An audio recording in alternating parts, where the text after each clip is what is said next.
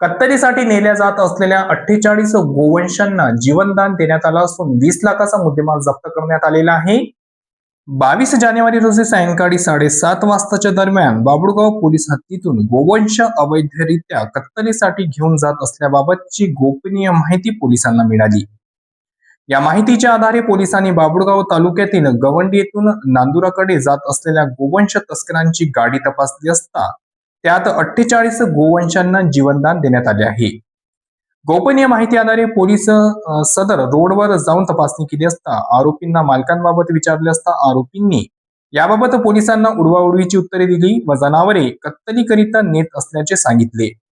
यावेळी पंचासमक्ष गेलेल्या पोलिसांनी घटनास्थळी पंचनामा करून 48 गोवंश अंदाजे किंमत 19,20,000 चे बैल मिळून आले. यावेळी 5ही आरोपींना ताब्यात घेण्यात आले असून आरोपींची नावे महादेव धर्माजी भोयर वय 65 वर्ष राहणार चागुर्डी तालुका धामणगाव, रवींद्र देवरावजी माकोसे वय 40 वर्ष राहणार जळगाव तालुका धामणगाव, रामभाऊ नारायणराव काळे वय 55 वर्ष राहणार झाडगाव तालुका धामणगाव, प्रकाश सुरेशराव अर्जुने वय 36 वर्ष राहणार दत्तपूर धामणगाव आणि चंद्रशेखर महादेवराव गायकवाड वय 37 वर्ष राहणार देहगाव जिल्हा वर्धा अशी आरोपींची नावे आहेत.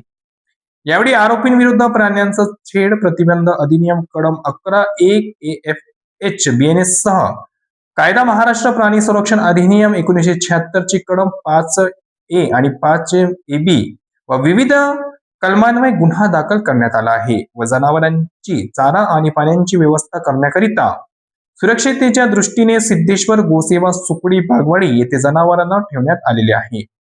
सदरची कार्यवाही पोलीस अधीक्षक यवतमाळ श्री कुमार चिंता, अप्पर पोलीस अधीक्षक अशोक थोरात, विभागीय पोलीस अधिकारी दिनेश बैसानी यांच्या मार्गदर्शनाखाली बाबुळगाव पोलीस स्टेशनच्या ठाणेदार दीपमाला भेंडे, रोहित बेमरे, विक्की जाधव, दीपक आसकर, निलेश भुसे, राजू कुरमते यांनी केली व पुढील तपास बाबुळगाव पोलीस करीत आहेत.